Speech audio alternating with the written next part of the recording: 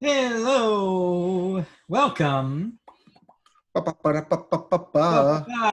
to the Media Boat Podcast. Hello, all. Hello, one and all. It is May the 6th, 2020. We are still marooned in our own islands, but hey, if you're watching the archive on YouTube, you can see our faces potentially. Yes, we have revenged the sixth of the 6 weeks of quarantine to finally produce a webcam. Yeah, so it's almost like we should have done that ahead of time, but Eh, it's all about a free improv. one's better than nothing. Anyway, thank you for joining us on this wonderful edition of the Media Boat Podcast. My name is Matt. His name is Mike. I'm Mike. He's Matt. We can see each other We can again. see each other. And you can see these on YouTube. We're going to be like, what, a 6-week gap between those? That. But hey, archived are archived. And Archives are archives. beards So are growing weird beards. Yes, and we're growing weird beards. If you're new to the podcast, thank you for joining us. 1.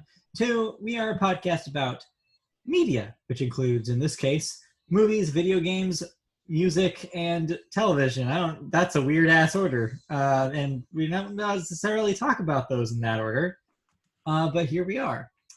So yeah, believe it or not, there are still news happening, even though 2 out of 4 of those things really isn't happening anymore.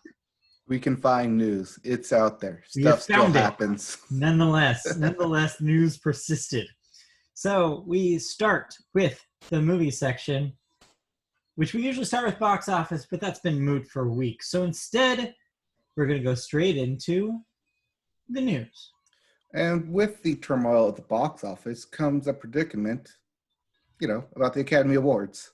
Because theaters need to, or movies need to be shown in theaters in order to be eligible. Yeah.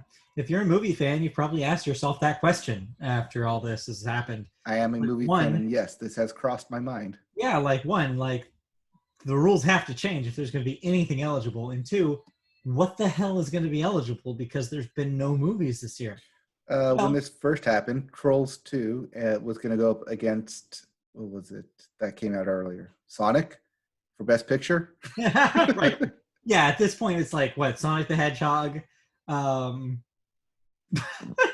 Just Sonic the Hedgehog. Rolls World Tour. The Invisible Man, although I don't know if anyone's seen it. Yeah, Emma, period.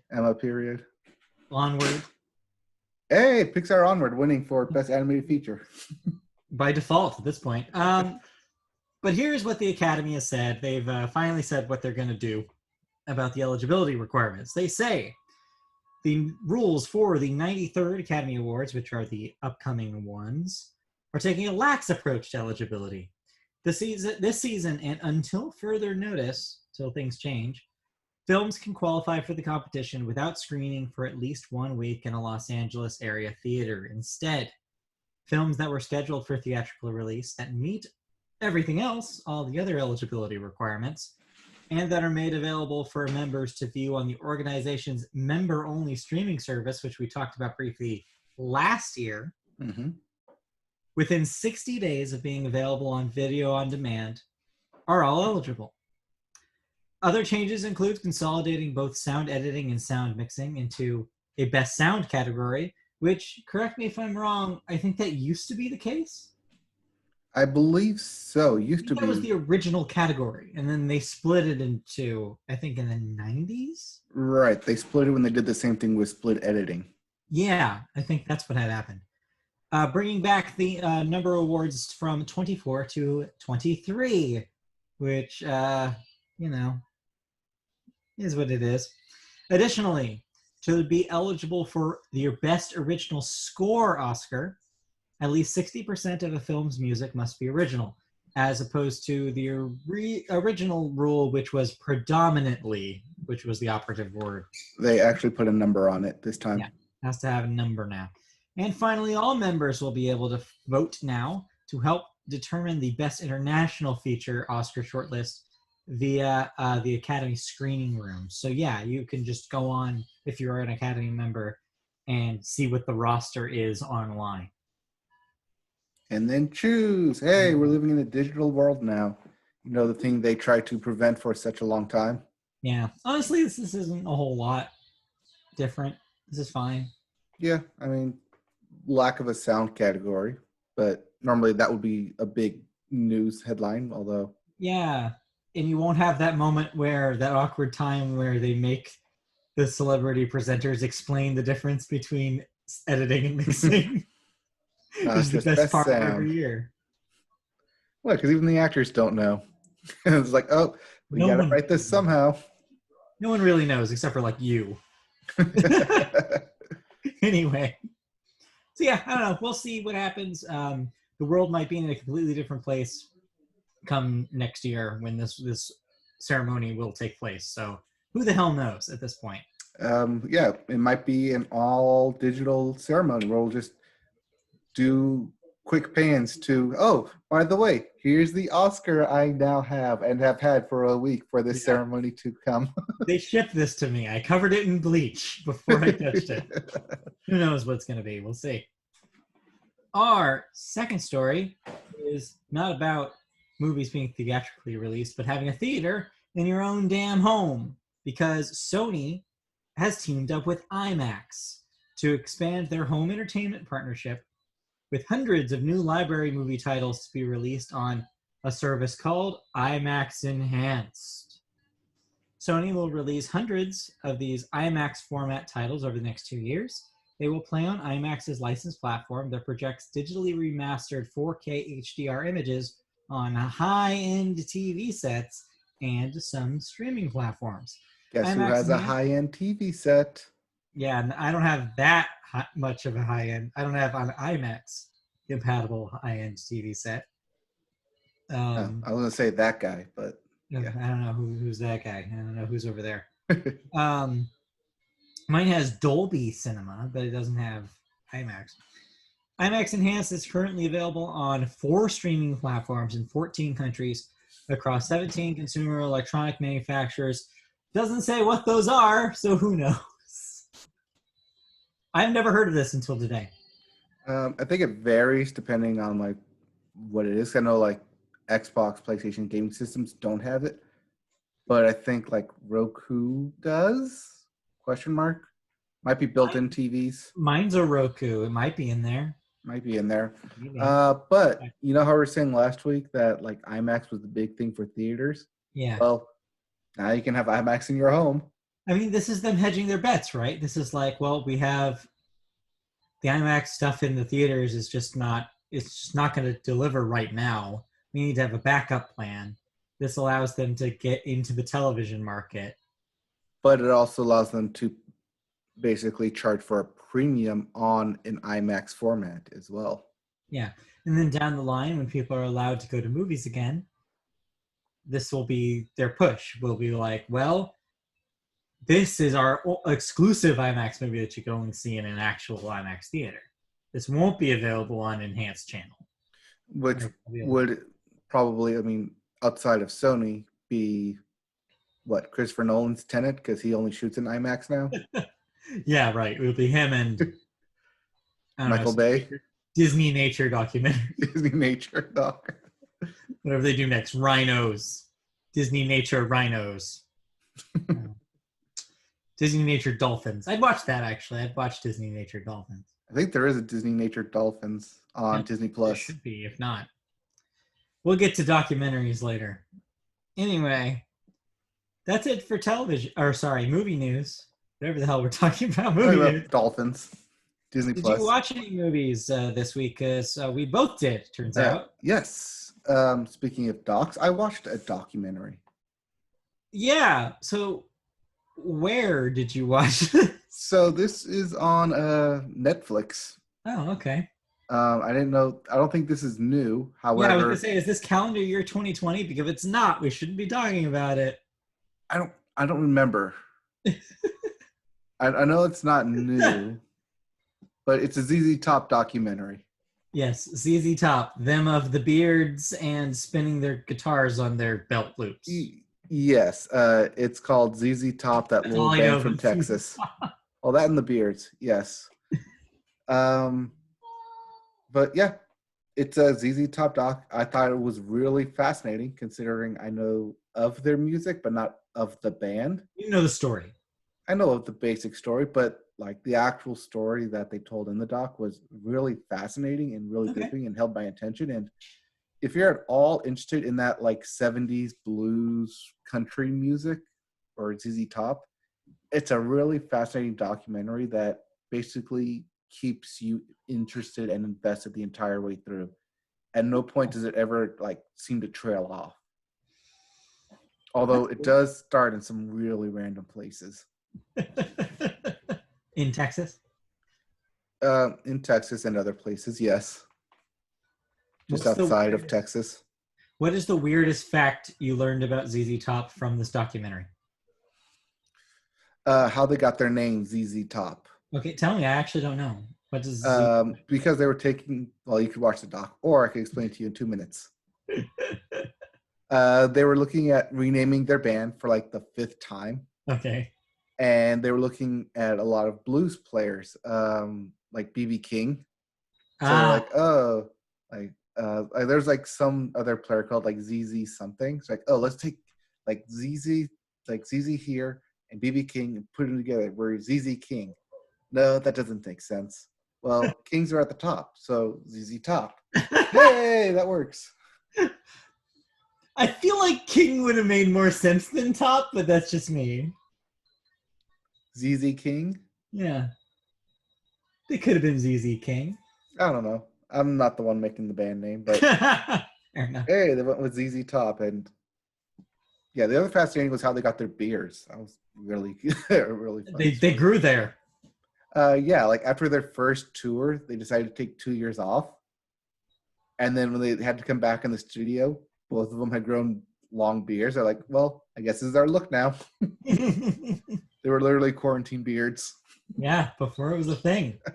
Before it was cool. Well, I also watched a movie on Netflix. Ooh, what did you watch? We watched the half of it. Which half of it? The half of it, which is a kind of a romantic comedy. It's basically a rom-com about high schoolers, but it's not a traditional, like a non-traditional kind of love story. Like it says up top at the thing that it's not going to be the traditional kind of romantic kind of story.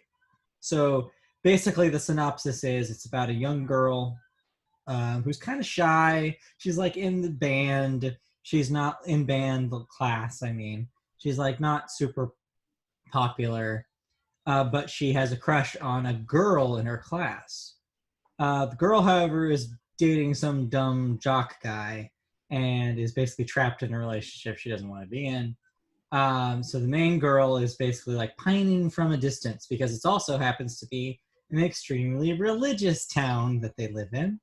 So it's not like she can just go up to this girl and be like, I have a lesbian crush on you. It's not going to be an option for her. Anyway, so the plot thickens as another kid is also way into this popular girl. And main character has already been writing everybody's papers for like the whole semester.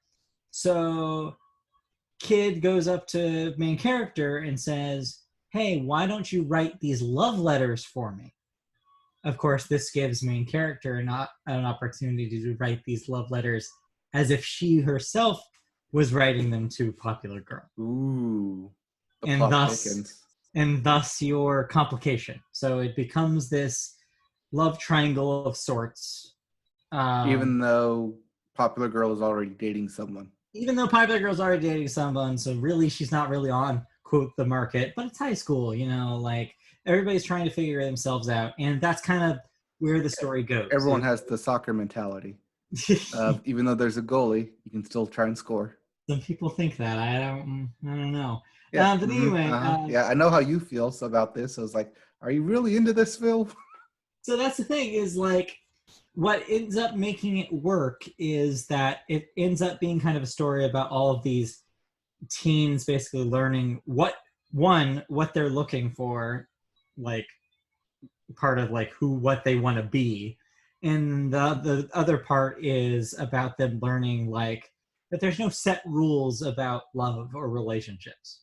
And the whole time I was thinking, like, man, I wish I had seen something like this when I was a high schooler, because man, you make some real dumb choices in the dating world when you're 17. That's why I never dated. Yeah, good call. So yeah, it's a fun movie. It's cute. It's got a lot of funny moments. It doesn't have the cliche ending that you expect it will. And so yeah, I think that if you're a fan of romantic comedies, specifically like high school kind of romantic comedies, and especially if you're a fan of like young adult fiction, because a lot of modern young adult fiction has gone into this kind of place, especially talking about like not just straight relationships, but also relationship like understanding like queer relationships and stuff. And this movie does a really good job balancing that with these characters that aren't really sure what they're into and what they want. So yeah, that's on Netflix now. It's called The Half of It. I'd say if that sounds interesting, check it out. All right, so that's one half of it. That's one half of it. The other half of it is moving on to television. Real briefly, because yesterday was Star Wars Day. Yesterday was Cinco de Mayo. Yes. Monday was Star Wars Day, right. May the 4th. Disney Plus put up Rise of Skywalker on Disney Plus. Yeah, it's up early. Yes, I had the pleasure of watching that with the two people I was originally going to watch that with until sickness and tournaments got in the way. But yeah, so I watched that again, and 1, got their reactions. Yeah. 2, happy their reactions matched for my reactions. Okay, good. And then 3, it sent me back down the Rise of Skywalker rabbit hole of breaking down everything that was wrong with it. Yeah. But it did lead me to a really cool podcast called WTF, What the Force, where... So unrelated to the Mark Maron podcast. Yes. Okay, unrelated. It's What the Force, and they break down everything, and I came across it because they were breaking down the John Williams score. Ah. And it was super fascinating. Like, oh my God, there's this whole other side of the reason why I hate this thing. He didn't do the whole thing, right? Huh? John Williams, he only contributed to that one, right? No. He didn't do the whole thing? He did the whole thing. Oh, okay. He did all 9. That was my confusion, because I remember at the time reading something about like, oh, he made the theme, but that's it? No, that was for either Rogue One or Solo, where he did the theme, but Michael Giacchino did the other. That is what I was thinking. I was thinking of Solo. You're right. Yeah. Okay. But it's really fascinating how they broke down John Williams and then like said like, oh my God, he did this, but then this scene doesn't match this theme, and this motif now just means nothing, even though it's been meant something for this entire time, and you just ruin it. Yeah. Yeah, that was super interesting, and I went down a whole rabbit hole of their episodes. But yeah, What the Force. I recommend checking that out if you're a big podcast repping podcasts. If you're a big Star Wars fan, yeah. Okay, well, let's use this as a segue and talk real briefly about some Star Wars movie news that came out this week. There's not a whole lot to talk about, but there was a headline. There was one. Taika Waititi, pineapple shirt wearing man himself. The Thor Ragnarok's own. Yep, Thor Ragnarok's director and voice of Korg in the Jojo Marvel Rabbit universe. And Academy Award-winning Jojo Rabbit. Academy Award-winning Jojo Rabbit. Didn't he win for writing that? Yes. Yeah, so he's writing himself. Yeah. Has been given the reins of developing his own Star Wars film. So, hey, we get that now. He's a good writer. I'm excited to see where this goes, and yet also worried if how much they rein him in, considering that we also have the Rian Johnson film still on schedule. I mean, the joke here, and I saw this on Twitter very quickly, is, and Disney will fire him 3 weeks into shooting. So look forward to that, everybody. But I don't know. He gave them Thor Ragnarok. Right, exactly. He's the big one. He was like, yeah, like it may look weird, but I know what I'm doing. Yeah, he's tested within the Disney system, which makes him unlike Lord Miller, for example. So we'll see what happens. It'll be interesting. But hey, that is news that's going to happen. But then again, that's just it. It was just announced that he was doing That was it. it. That was it. And obviously, No story, no new characters.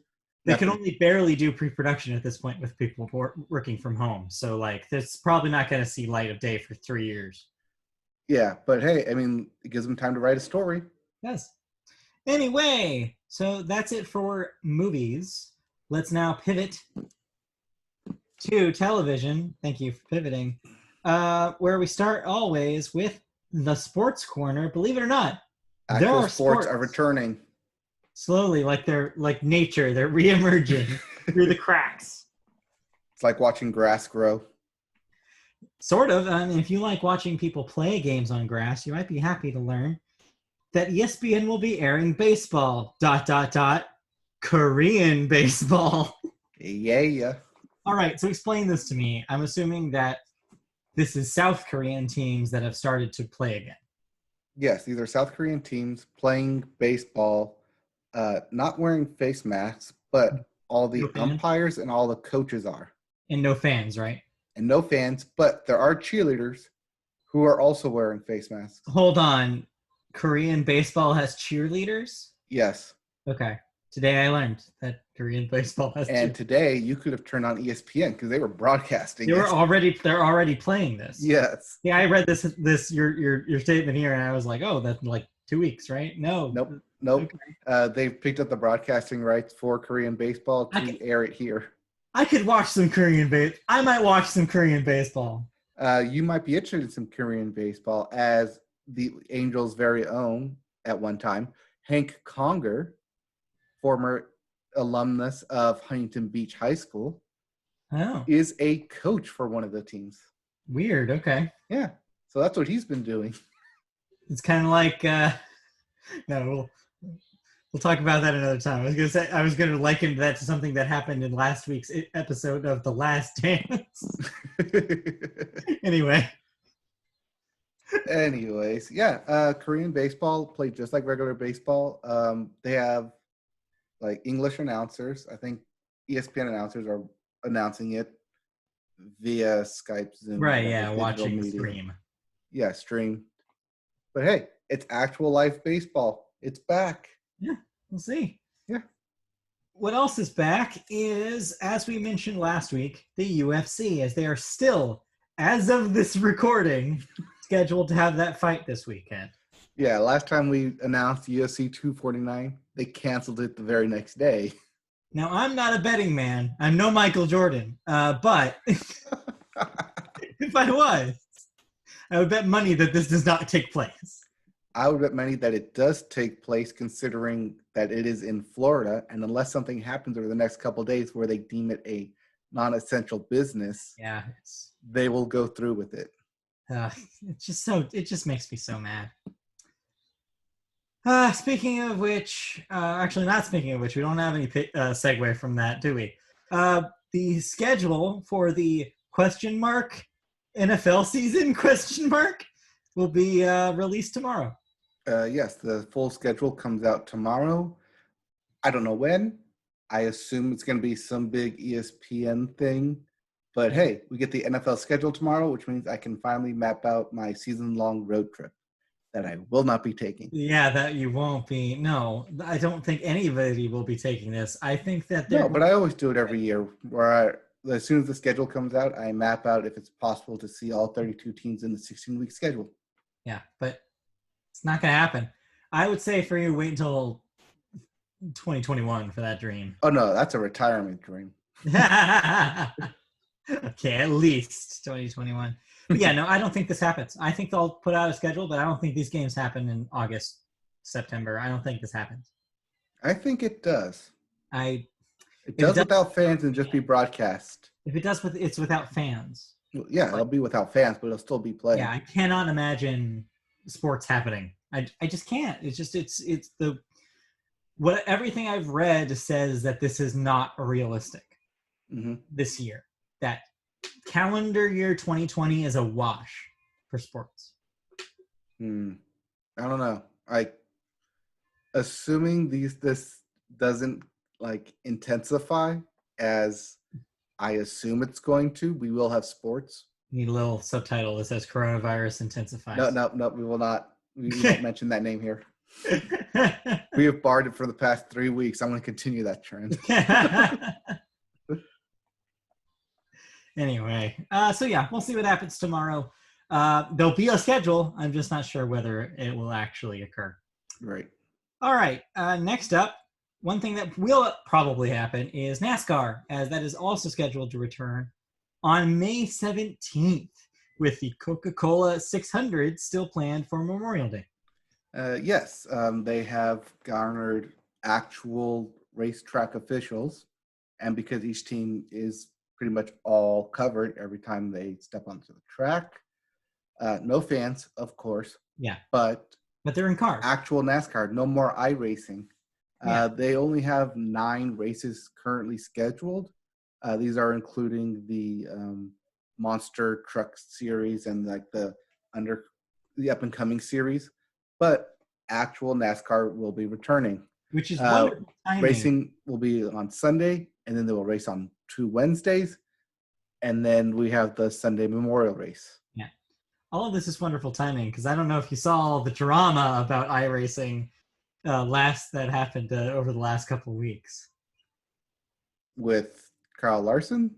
Yeah, and like there was we covered Kyle Larson. That. There was also some story about like this IndyCar racer who was like doing a digital race, and he like took somebody out on purpose in the game. It's like fascinating stuff in the world of digital racing. It's stuff. It's weird. It's happening. Yeah. But speaking of Kyle Larson, he is currently signed again. Oh. Well, not signed. He's using his own money to race in the Dirt series. Dirt. Yeah. Not Dirt the video game, but like actual dirt roads. Actual which dirt. I assume are red dirt roads. Oh no, I would ask no. Who's that? Alan? No, that's not Alan Jackson, is Brooks. Is it Brooks and Dunn? Brooks and Dunn. You're right. It's Brooks and Dunn song. I was struggling. I was like, who's that song? You're like Alan Jackson, Garth Brooks, one of them. Old guy. One of those old guys. All right. And then lastly in sports, news that's up my alley. In fact, I have a question for you after I finish reading the sentence. So ESPN is having so much rating success with airing The Last Dance on Sunday nights that they are planning 3 new 30 for 30 documentaries that will air on Sunday nights. These include Lance, which I presume is about Lance Armstrong. Yes, that's a 2-part doc for Lance Armstrong. Be Water, which I'm not sure who that is. That is a Bruce Lee doc. Okay. And Long Gone Summer. Which is going to be up your alley because you have no idea what happened here. No. It is the 1998 baseball season where Mark McGwire and Sammy Sosa were chasing Babe Ruth's home run record. Oh, cool. Okay. And you have no idea what happened during it. I was not paying attention. I know more or less that like the aura around it. Kind of the same thing as The Last Dance. Like a new context. Speaking of which, so here's my question that I'm pitching to you. I had this thought. So while I actually watched The Last Dance live on Sunday, which is why I texted you about Reebok, which you did not respond. But I was thinking, because they kept airing the same ads over and over again, but one of them was like, ESPN Plus has like every 30 for 30. And I was like, should I sign up for ESPN Plus? I know. Now, I know what you're thinking, both you and the audience, is there are no sports happening. Why would you sign up for ESPN Plus now? Also, you don't watch sports. So why would you do this? I would say that Disney, assuming they're still doing it, is having the promo bundle for ESPN Plus, Disney Plus, and Hulu. Problem with that is that I'm already in for a year of Disney Plus that I already paid for. Right. And I'm already in for a monthly recurring, just regular ass Hulu. Right. So that's not an option. if I was going to get this, it would be a la carte. Right. Do they have like a free trial? Yeah, I believe it's a week trial, 7-day trial. So you can get a lot of docs in there. Yeah, what I was gonna say is like, is that enough if I'm just gonna watch 30 for 30? Like, there's no reason else, like, otherwise for me to get this. Right. I mean, there's only so many email addresses you could go through for free trials. And only so many. And get my fill of Korean baseball. I don't know. I'll look into it. I'll do some research. But I wanted to get your take on that, like whether you think it would be worth it for me. Well, we've used it to watch UFCs, to watch Peyton's Places, live sports that we don't get in regional. Yeah, is the original content worth it? Some of it is. Like there's a whole like UFC doc on it, or like lead up to like the Cormier fight, and then the what you call it, the Irish guy fight, the Proper 12 guy. I only do this because I know that like he knocked a guy out. Oh, that's not what it looks like. Well, also, yeah, he's a big dick. Yeah, there it is. That's what that is. All right. There's the explicit rating right there. Mark it. Let's stop talking about sports. Unless there's other sports. Do you have anything else? No, go ahead. All right, television news. We pivot again into television news. And first story is about streaming, because of course it is. Yep. Specifically, a little update on how, if you're a Hulu subscriber, that's already signed up for HBO, there's an easy way for you to get HBO Max when it launches in the last week of the month. Yep. Warner Media has made a deal to make the streaming service available on Hulu to existing subscribers day of launch via HBO subscribers. So if you're already an HBO subscriber through Hulu, you will get an upgrade on the 27th for no additional cost. If you don't already have HBO Hulu, you can add it directly through Hulu for $15 a month, which easily is the same price that Max will be. Yes, but currently you can also get that for $12 a month. They're doing a special promo for $12 a month for 1 year. Oh, I might do this because I was going to get HBO Max anyways. I already have an existing Hulu subscription. See, I was on the fence about getting HBO Max because, like, do I need another streaming service to download and add? But if I can just get it straight through Hulu and just have it added on there, yeah, it makes it a lot easier. So yeah, the deal follows similar pacts with Apple, Charter Communications, Google, and YouTube TV. Ooh, maybe I should check that actually because I'm a subscriber there.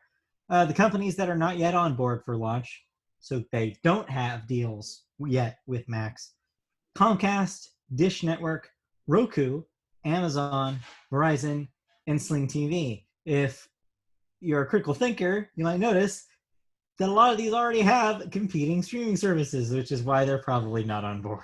And probably why they won't make deals at launch and kind of hold off. They'll wait until their hand is forced. Yep. See how many people have signed up to HBO Max. Like, okay, maybe we should, so we at least get some money in it, but I mean, it's what Sony did after PlayStation Vue shut down. All of a sudden, they have everything now. You can just straight up download Hulu Live TV now. Yep. It was not blocked anymore. You can just have it. Like, well, what do you know? So yeah, no, I'm sold on it. I think what sold it most for me was just knowing that there's a one-stop shop for all the Cartoon Network stuff. Mm-hmm. That's kind of the number one thing for me. Also, I feel like they have promising original content compared to Disney. I like their back catalog, and I like that it's be commercial free since I'm paying for it. That's one of the things, like, I kind of want to like upgrade the Hulu that we have to no ads. Yeah. But at the same time, we don't use it as much. But if I can add this to it, right, it might be worth it. It kind of looking forward to forcing a hand there. Yeah, so I'll look into the Hulu option. I'll look into the YouTube TV option, see which one's cheaper for me. Mm-hmm. And yeah, I might make a commitment to this if I'm going to subscribe to it anyways. So we'll see. Yep. Our second story in television is a move of, instead of talking about streaming services, talk about regular ass television business and a broadcasting company that we've talked about multiple times on this podcast, the Sinclair Media Group. So this is a follow-up to not one story and not two stories, but three separate stories of Sinclair Group. So here's the deal. They're in hot water again. The broadcasting group will pay the latest FCC civil penalty to the tune of $48 million to close 3 open government investigations, including one, its conduct in 2018 as it tried to acquire Tribune Media, which we covered. Mm-hmm. The fines do not revoke FCC licenses, even though they were trying to sell 2 of Tribune's biggest stations for below market value. Air paid programming without disclosing the identity of the sponsor, and failed to conduct good faith negotiations for retransmission consent agreements. Sinclair's CEO Chris Ripley said in a statement that the company was pleased with the resolution announced by the FCC and to be moving forward. That's what you say when you've lost. I'm glad we're moving forward. FCC Chairman Ajit Pai, a favorite here at the Media Boat Podcast. I'm making a thumbs down gesture. Oh yeah, I covered my nose for that, so you get my nasally voice. Commented that while they don't like what was happening, that's an understatement. They found that the First Amendment applied to Sinclair's viewpoints. Middle fingers in the air to that one. Pew pew pew pew pew. Anyway, so yeah, this is what it is. I mean, at least they're getting a slap on the hand.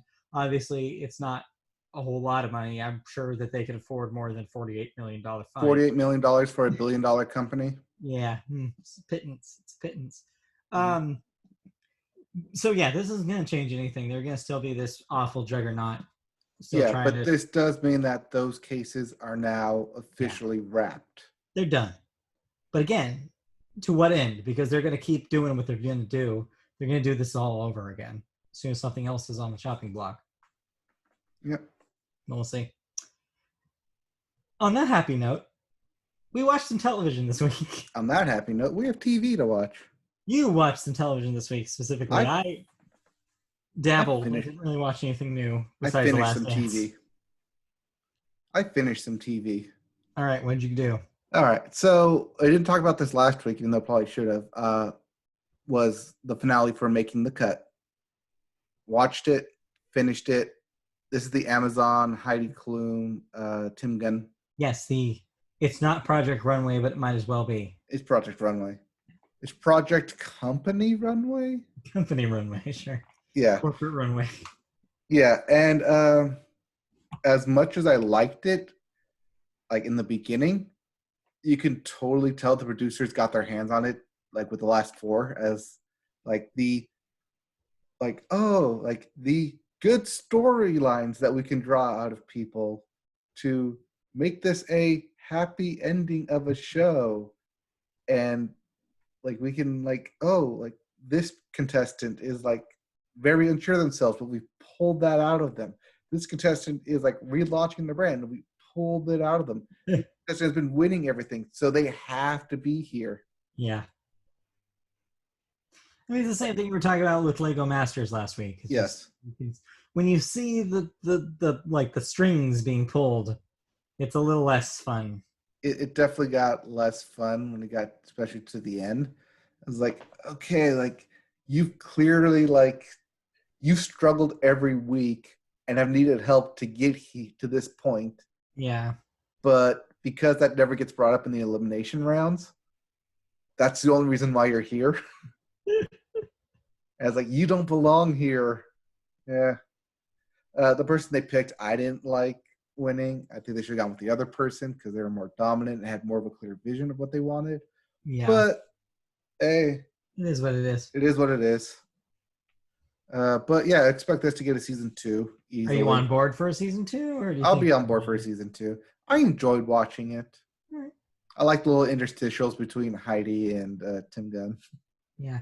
Sucks that it's on Amazon. Speaking of Amazon, you watched another Amazon exclusive that I've seen parts of walking into the living room and seeing it being viewed. Okay. This thing seems great. I want to get your take on Upload here. Yes, Upload by Greg Daniels, Yeah. one of the runners of The Office. I watched like maybe 15 minutes of an episode. Yeah. It's really funny. It is really funny. It is really good. Yeah. It takes the concept of death from Parks and Rec, or not Parks and Rec, from A Good Place. The Good Place. I was thinking the whole time, I was like, this is really Good Placey. It is really Good Place vibes because it deals with like the concept of death and like if you took out like the bad parts of you, you'd be like this really like good, charming person and like have this free-falling vibe. But at the same time, it like confines itself to a real world basis of not having the actual like afterlife philosophy that the Good Place did, but rather just, hey, it's basically technology based as like it's kind of like a cell phone plan where like, you have coverage or you don't, or you're subscribed to this place or this other place and you're not. And like money rears its ugly head in there constantly, which keeps it both funny and also like, I get it. Yeah. So it does make it more relatable than say The Good Place because that's like an ethereal plane, even though The Good Place is like the best. Yeah. Besides that, are they maybe a little too similar in concept? Because I was getting the vibe that if you didn't know, like, I don't know how to put this, but it's like I was getting the idea that like on a surface level, those shows seem similar. On a surface level, those similar, but you could say the same thing that Devs is very similar to this show because that's the first vibe I got from the first episode or first two episodes where the main character has like a really great idea for an app and then all of a sudden gets killed. Yeah. Gets uploaded. It is. The whole mystery of why was he killed? It is interesting that they both are hitting at the same time, but are completely on different ends of the spectrum when you talk about like weird, like complex drama and this is a comedy. Yes. But that being said, I actually completed uploads in 3 days, whereas devs I've yet to actually go back to. Yeah, because that's the thing, right? Is that it's such a different kind of show that it's like it just seems dense. Yeah. Devs is really a dense show, but it is like really packed with drama and milking it. Whereas Upload is a really fun comedy that you can also it's 30 minutes compared to an hour. Right. I put this on and the doctor also watched this. I was like, I'm gonna put this on. I don't know if you'll like it, but you said you're gonna read your book. So if you happen to glance over, yeah, that's what I'm watching. Well, she didn't read her book. She instead watched it in entirety with me. Yeah. So it's and she doesn't like a whole lot of stuff, but you know, this thing hit on like 2 different levels. It's funny, it's interesting, and like the main characters that they have are really charming and insightful. It's also really well written. I would definitely suggest checking it out. It is easy to binge watch. All 10 episodes are up online or on part of Amazon. So yeah, definitely check out Upload.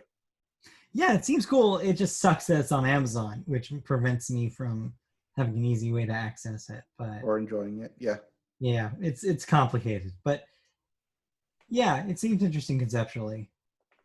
Yep. All right, and you have one more show to talk about. This was a final season of a show that's been running for a very long time. Yes, the Star Wars Clone Wars, the final season that got a lot of people excited to join Disney Plus for it. Yeah. And yeah, so it's weird watching this finale and then also having The Rise of Skywalker as its finale, and how you can be fans, like as a creator, a fan of Star Wars and still come away with 2 completely ideas of what it is to be a fan and how to do fan service. Yeah. Because the Rise of Skywalker was like fan service done poorly. to like appease the fans, whereas this final season of the Clone Wars was fan service to tie up loose ends, but also give a satisfying conclusion. And when I mean that, this thing concludes up to and including parts from Revenge of the Sith. Which, like, everyone knew, because the whole point of Star Wars Clone Wars, which takes place from right after Clone Wars and covers the entirety of the war. It's supposed to go completely all the way up to Revenge of the Sith. But because it got cut short on TV, it never got there. But this final season finally fixed that point, and it hit every type of satisfaction, top-notch animation, made you feel stuff for these characters that you've been on this journey with. Yeah. And it's beautifully, beautifully, beautifully well done. Good. I'm glad it paid off, because I know a lot of people were concerned, especially post-Disney, like, about like what would happen to that show, whether it would remain as quality as it was.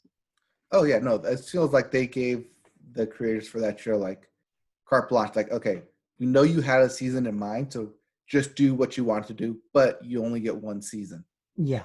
That being said, there is a way for it to continue, but they would just completely rename it because the Clone Wars have officially ended. Right.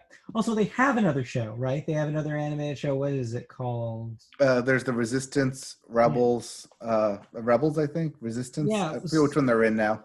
They could roll, if they wanted to, they could roll some of that stuff into the other shows that they have. Yeah.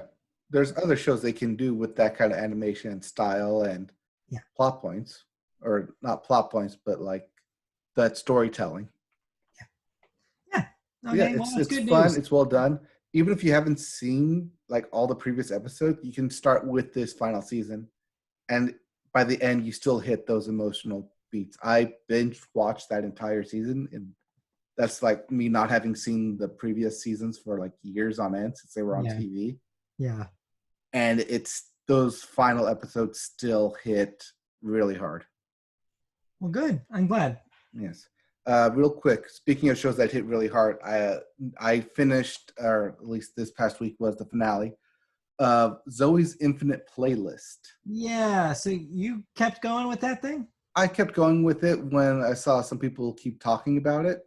Yeah. It's like the show you're not watching. So I kept watching it, or at least, listening to it. It still has the same problems I had in the beginning, where it's like, yeah, you're doing this on purpose. I see where you're going with it, but it wasn't until the very last episode that all these storylines finally concluded, and one thing you're waiting for finally happened. And yes, it is a big emotional payoff, but I don't know if the wait was actually worth it. I think that's one of the big problems, because it felt like you could like watch the first episode, maybe 2 or 3 in the middle, and then the end, and still have that same emotional impact without the other 8 episodes. Yeah, not a great sign. Yeah, but that being said, it's the production on it's still well done. Yeah. The Still that final show. shot, huh? It's still that show. It's still that show though. But yeah, that final like song they do is just one long take, and it's really well done. I just don't know if that one scene makes it worthwhile of a journey for the entire season. And now there's probably going to be a pretty long wait until season 2. Yep. So who knows? But okay, well, interesting. So fans of that, I guess, would be happy to see how it ended. But the ending wasn't even that surprising because you knew it was coming. It was like a freight train. It was that slow-moving comet in your face. Like, oh, that's going to get here any day now. Final Fantasy VII Remake in stores now. Anyway. All right. Anything else television before we can move on to cancellations and renewals? I caught up on My Hero Academia. And let's move on. That's not news. Now, cancellations and renewals. HBO is bringing back My Brilliant Friend, Oh, I'm so glad you think of me that way. I was gonna say set up for a joke there. For a third season. I am that joke there. USA has canceled Dare Me after one season. Apparently, they could not be dared to renew it.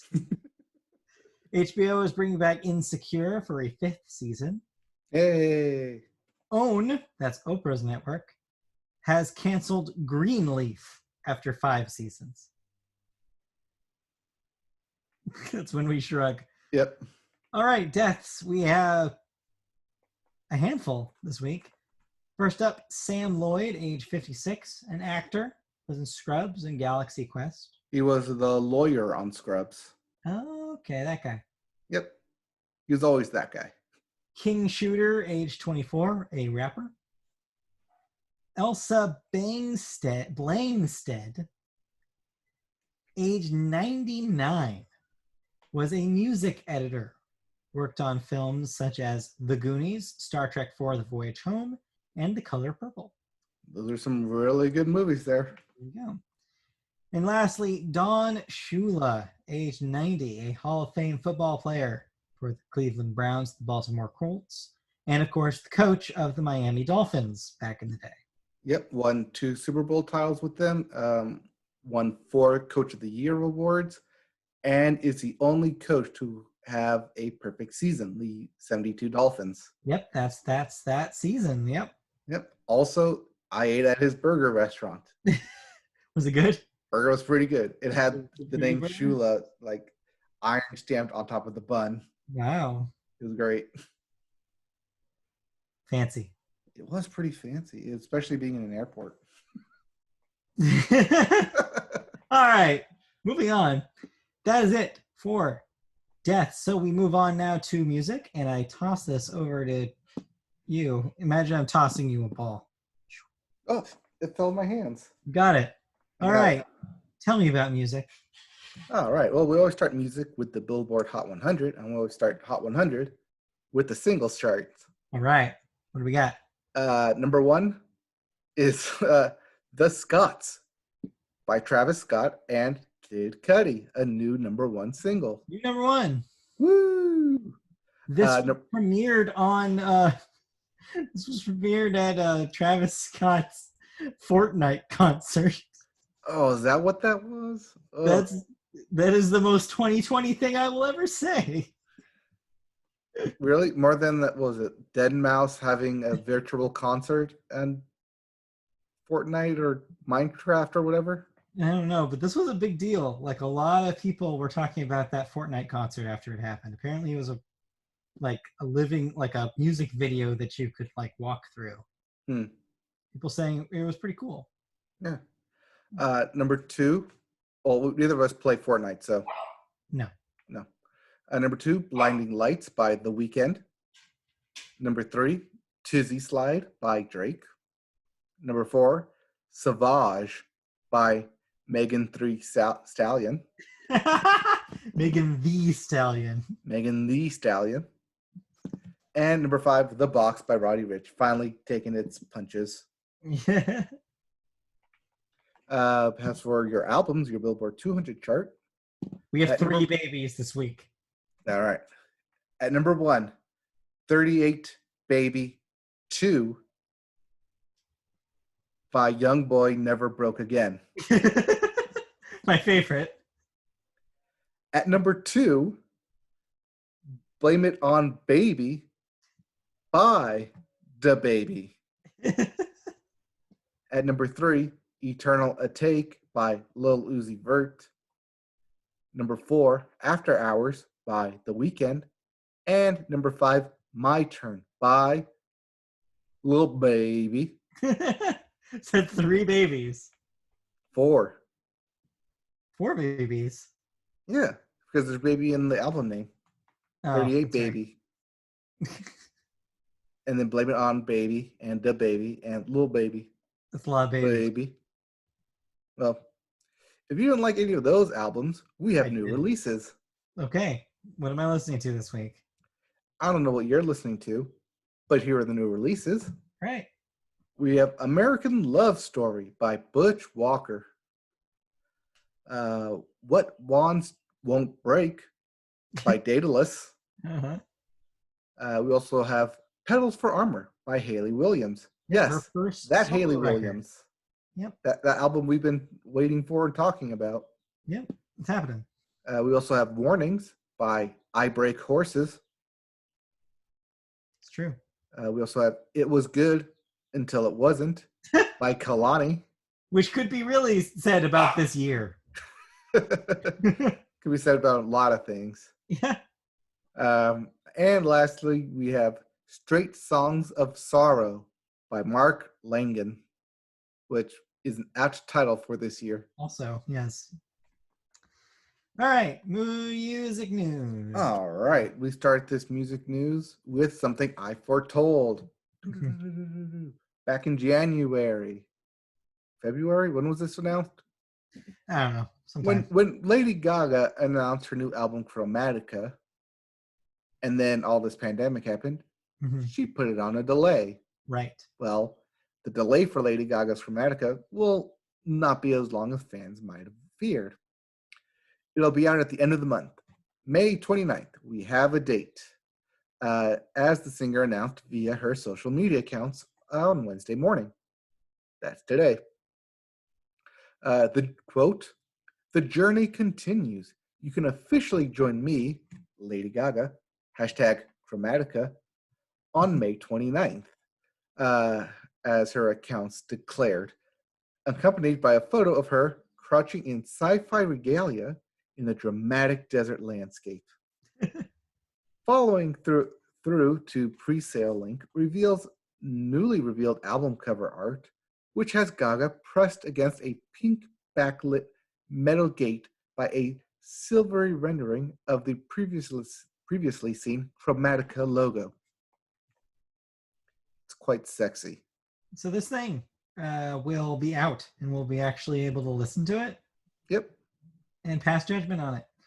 I think this is the label finally realizing that there was only so long they can delay something when there's literally no idea of when it would be able to come out otherwise. Well, like I said, like we had this discussion of they're going to delay it. Okay. Because they want like the whole press tour release SNL thing. Mm-hmm. And then they realized, well, this thing may not be over, in the next couple of months. Yeah.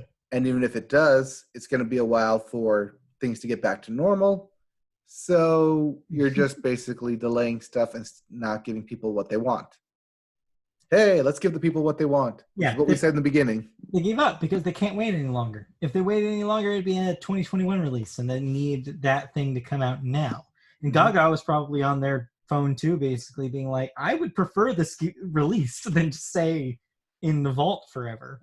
Well, I'm sure she saw like the numbers that Dua Lipa was getting. Yeah. With her song album being released. I mean, look at what the albums are this week in the top 5.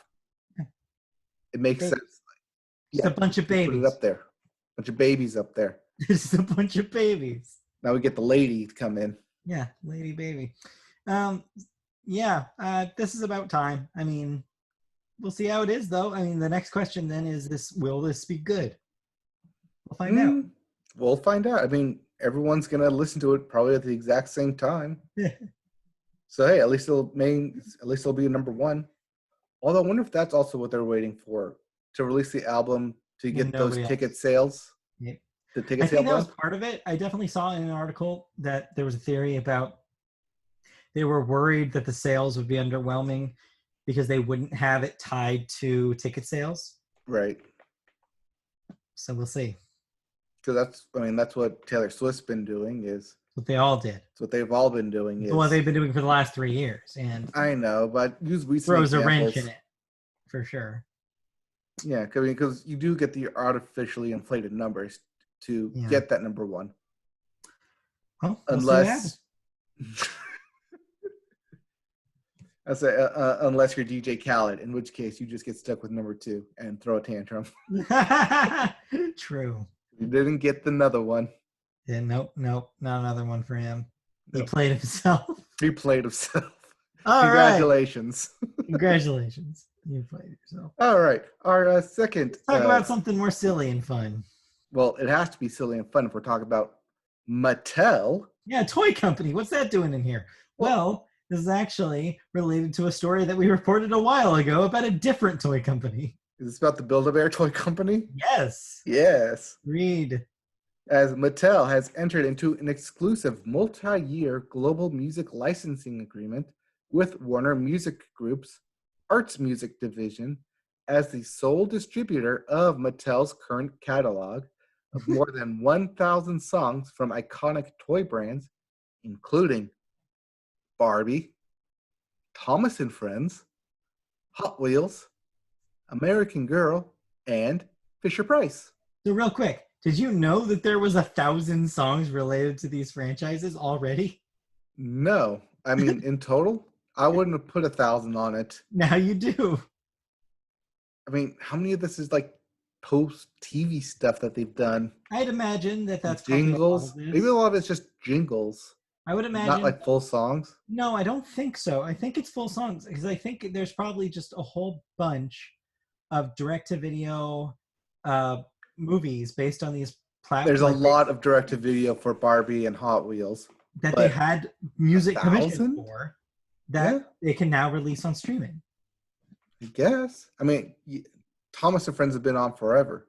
And imagine, like, extrapolate that out when you think there's probably music that plays on the website. There's probably a bunch of songs that are, like, used in YouTube videos for these toys. There's probably songs used in commercials. There's probably songs used in, like, Flash games you can play. There's probably a whole enterprise of options here that we don't even think about because we're not children.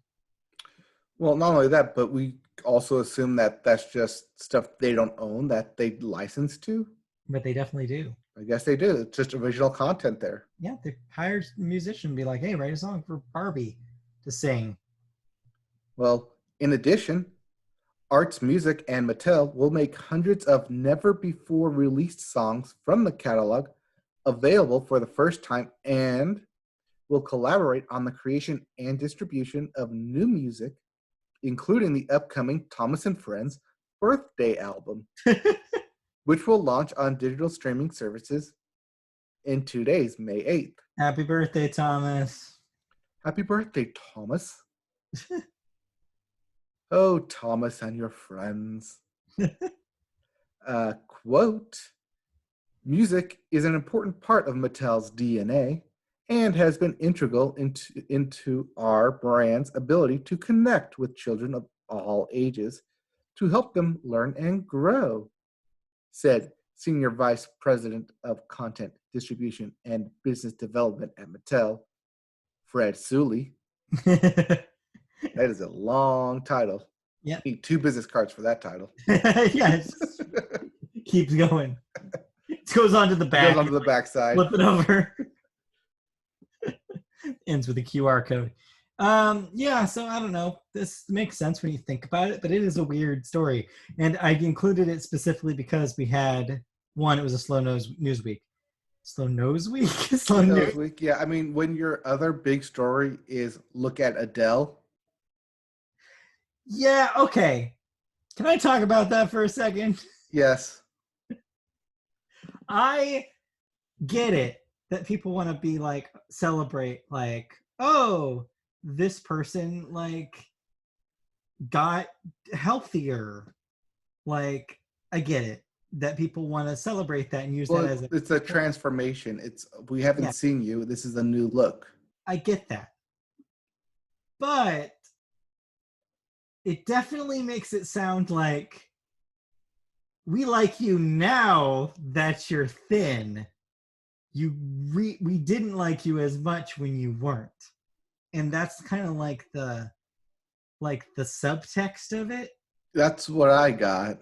And that really rubs me the wrong way whenever this happens. And this is happening again. I knew this was going to happen too, because remember there were stories months ago about like rumor has it.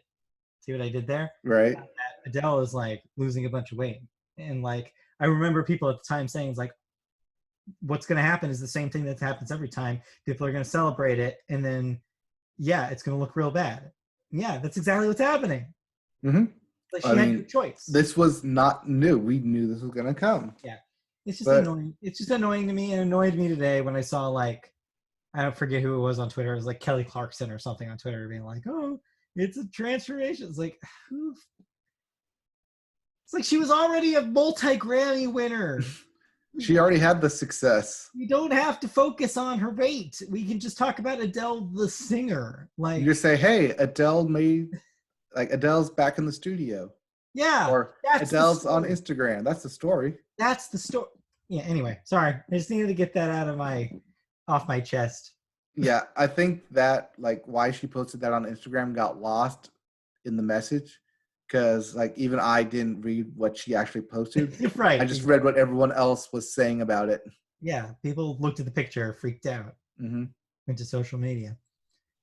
So yeah, I don't know. Like obviously, I am 100% behind. Like if you want to change yourself in some way and you're doing it about a healthy way, then yes, by all means do it. But if you are a person making a decision about how to react to that, maybe think about it before you do it.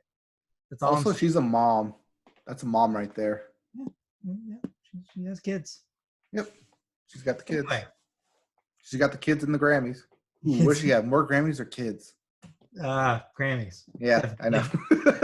Anyways, if she had more kids than Grammys, she would have way too many kids.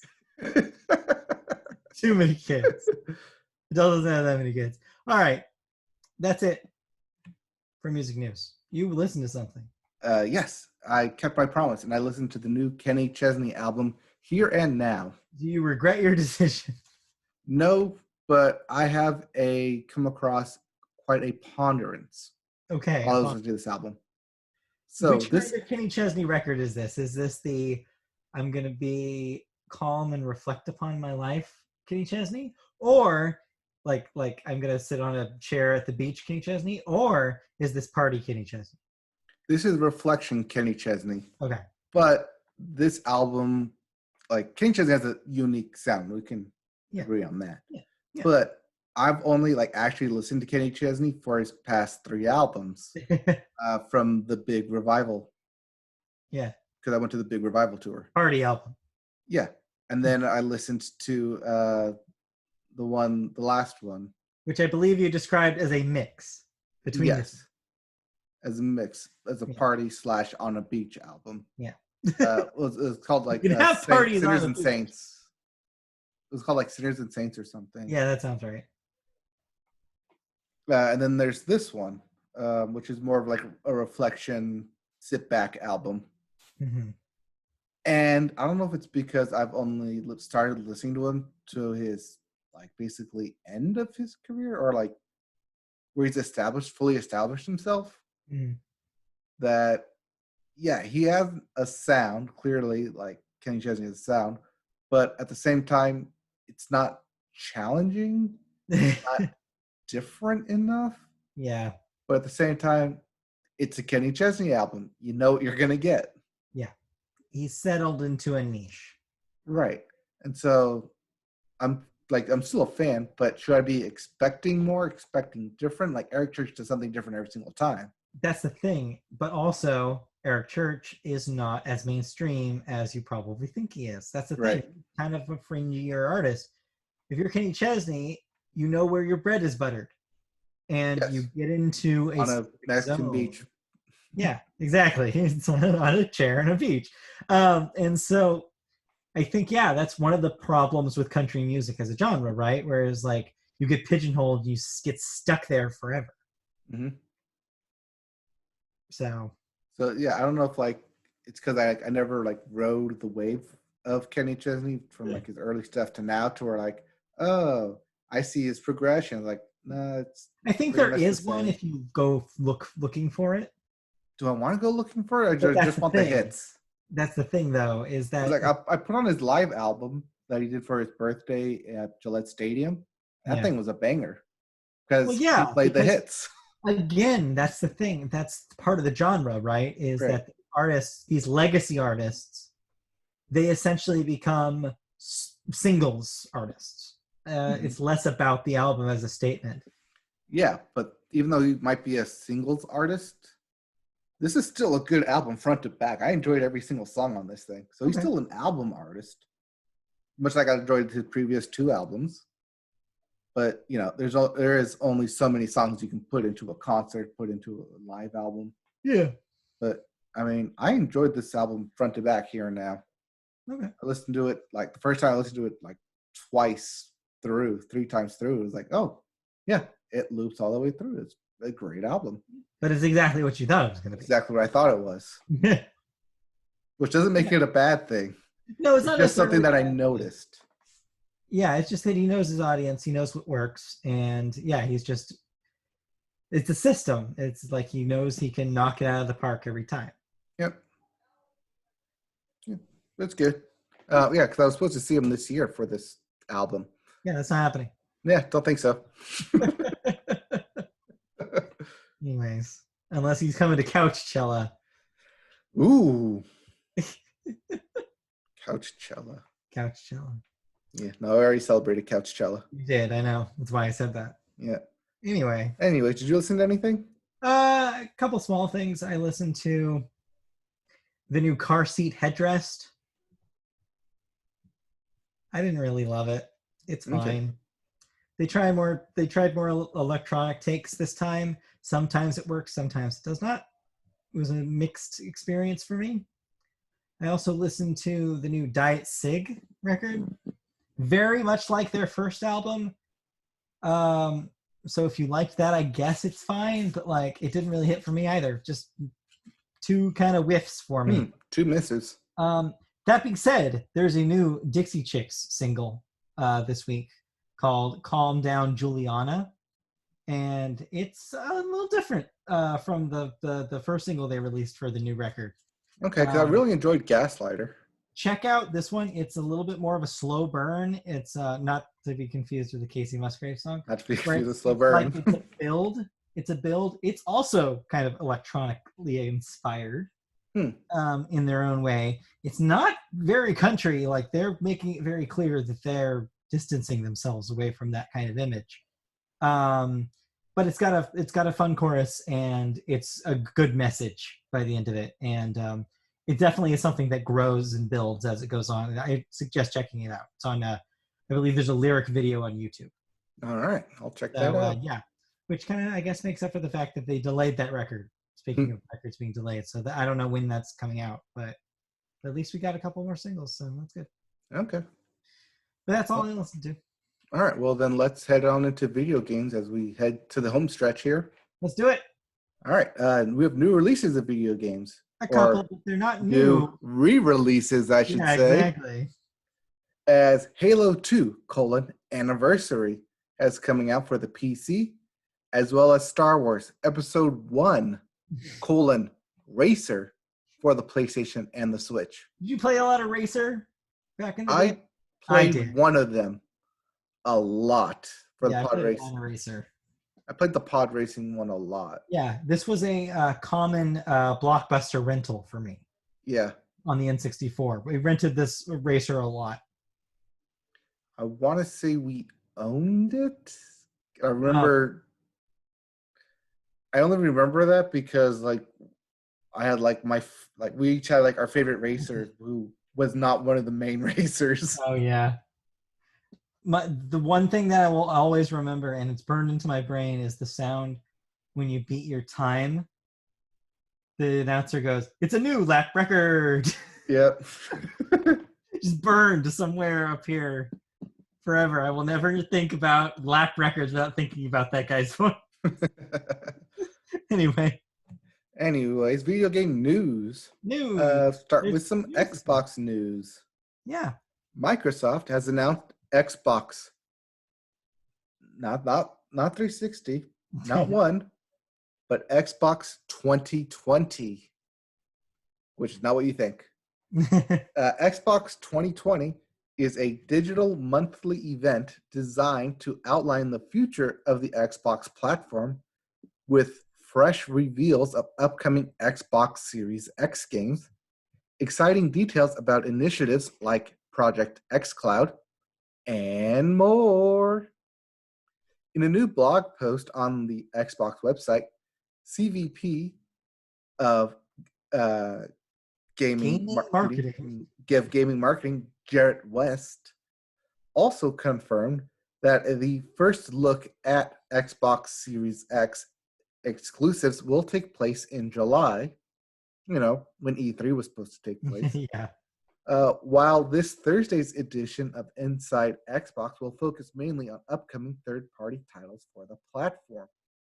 This is a good move. Yeah. We've been waiting. We've been waiting for either Microsoft or Sony to start actually showing off games for the next generation of consoles. Microsoft moved first. So tomorrow morning at 8 o'clock in the morning Pacific time, I will be watching this live. They'll be showing a demonstration of third-party titles, not first-party, because like they said, July, we'll have to wait for first-party titles, but third-party titles playing on Xbox Series X hardware. So our first glimpse of the next generation, real time, happens tomorrow. I believe we already got our first glimpse of the next generation. Kind of. Cinematic with the Assassin's Creed last week. Well, and then before that, the Hellblade stuff at Game Awards last December was technically our first real-time view of Series X footage. But we want gameplay. This will be gameplay. This will be more in-depth. We'll see more Assassin's Creed. That's been confirmed to be part of tomorrow's lineup. But other than that, we don't know a whole lot about what they'll be showing tomorrow. So I'll be watching this. I will have feedback next Wednesday for the podcast. And yeah, I'm excited to see what it is bright and early tomorrow morning. Yep, we'll be seeing. I'll be watching it at some point. But yeah, we'll get Xbox news next week. So look forward to that. Fun times. All right, what else do we got? Well, speaking of 2020 and 2020 releases, EA's most recent financial reports include a statement on the impact this has been happening on its operations, along with a roadmap for the rest of the year. According to the report, FIFA 21 and Madden 21 will still be released in 2020, along with Burnout Paradise Remastered and specifically the Switch version, because that already exists on other consoles. Right, and Command and Conquer Remastered. NHL 21 could be released as early as December of this year or as late as April 2021. But wait, there's more.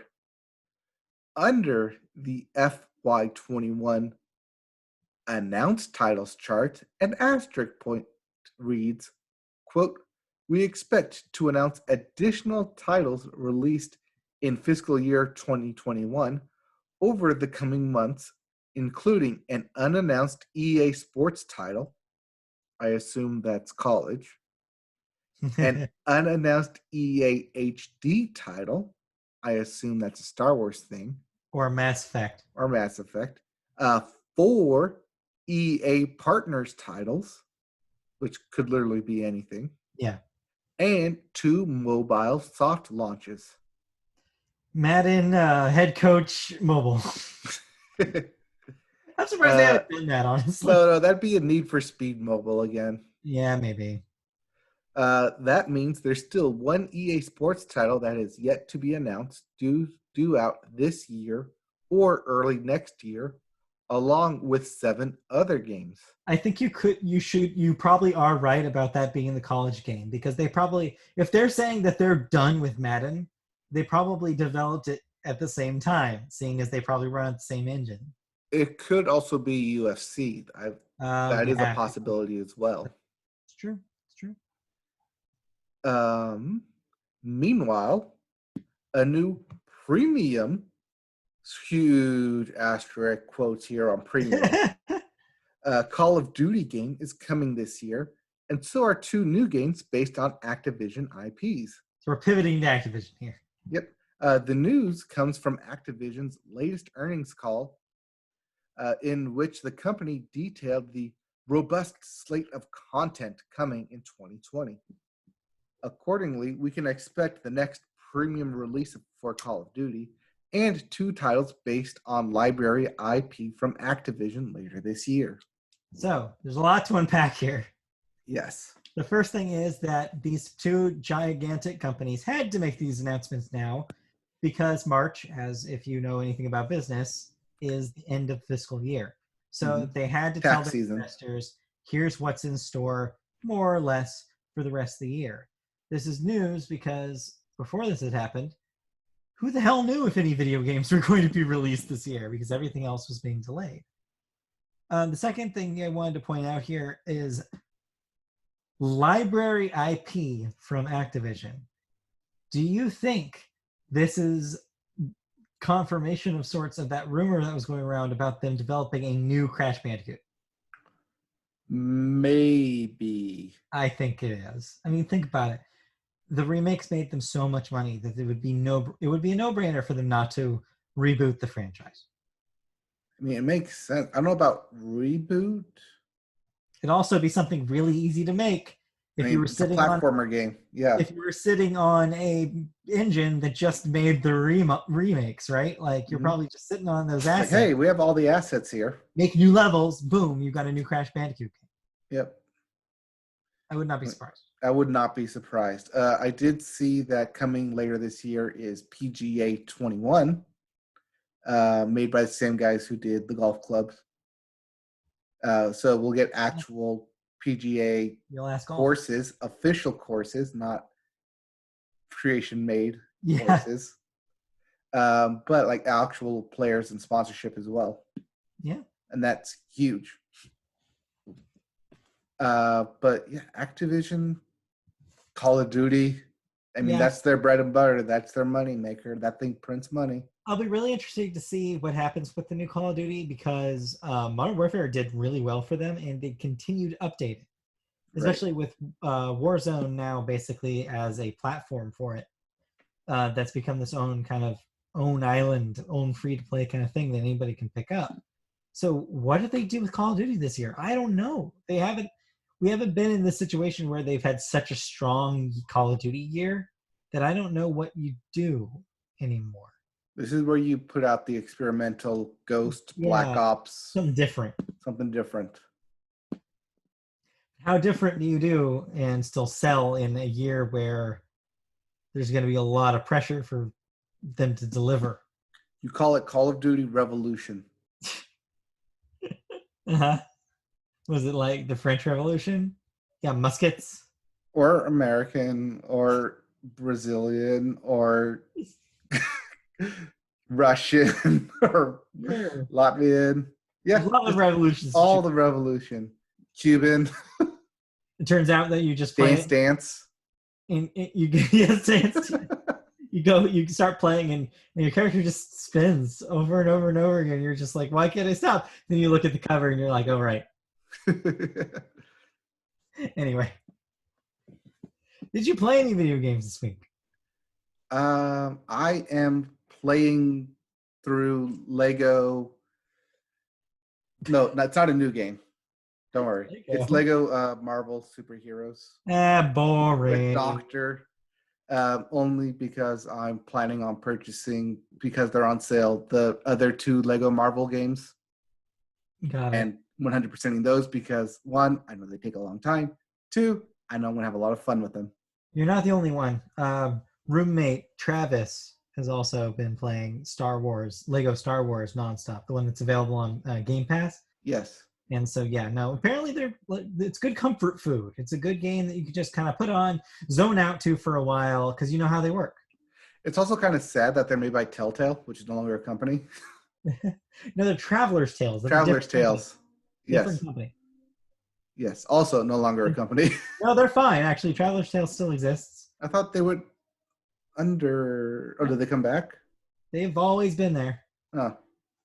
Nothing happened to Traveler's Tales. Okay, yeah, Traveler's Tales. They're, I think, under the Warner. No, it's Warner. Yeah, it's Warner. Yeah, they're with Warner. So I think they've just been working with Warner on other projects. They haven't been making a whole lot of Lego games kind of post Lego World. Yeah, that was the last one. Which they put a lot of. Well, because they tried to spin it off to Lego Dimensions, which didn't. Yeah, Dimensions also. It was Dimensions and Worlds, I think, that both kind of like underperformed for them, and so I think they're kind of recovering from that. No, but they are coming back with. You can pre-order Lego. I think it's Pirates of the Caribbean. Oh, okay. You can pre-order that, and that's what's come out this year. Yeah. Good to see them keeping at it, because I do like, I appreciate those Lego games, even though they're not really my thing. No, but I mean, they're good, easy base games to play co-op with, and also there is a lot to do to 100% it. Yeah, there's a lot of game in there. Yeah, there's a lot of game. There's a lot of mini games. There's a lot of side quest game. It's a lot of game on game. Game on game. So that's why I'm gonna get it while it's on sale right now. True. Anything else? Anything else? No, I think I am good here. I've been playing a lot more mobile games. I'm gotten to the finale of the Two Eyes Nonogram. Oh, yeah, I started playing that. Yeah, you like it? Yeah, it's cool. Yeah. When you get to the finale, they're 30 by 30s. Oh. Sorry. It's a 30 by 30, 35 times. Oof. 3 times, because there's 3 different lead-ups to the finale. And each one is composed of 35 nonograms, and each one of those is comprised of a 30 by 30 nonogram. Jeez. Wow. Okay. Because I'm on the deer side, and I'm doing. Did you start with the deer or the wolf? The deer. Okay, I started with the deer first, because it was left, so I was like reading left to right. So I was like, that was my first one. Yeah, and that's what I did, and I think I like the story better that way. Yeah. So I'm in the I think I'm in the 15s right now. Okay, yeah. Anyway, I haven't gone back to Phantasy Star Online 2. I might not. I might be done. It just hasn't really beckoned to me since the last time I played it, because I just got really annoyed with it. I played the Mayday stuff in Animal Crossing. Okay. Which we talked about briefly. Yeah. Speaking of stuff we talked about, I did stream the tournament, Golf Club 2. I lost that tournament, but I won the war. Yay! Golf 4. Yep. I don't know how to do another tournament, but hey, I mean, that game, I might just wait for PGA to come out and just buy that one day of, because made by the same company. Yeah, so you know what I know what I'm getting into. Yeah. But yeah, the Mayday stuff was cool on Animal Crossing. It was like this puzzle kind of approach to the game, which I hadn't seen before. So. Okay, and then everyone's still playing Animal Crossing with you. Yep, still playing Animal Crossing. All right. Well, that's it. That's all I got.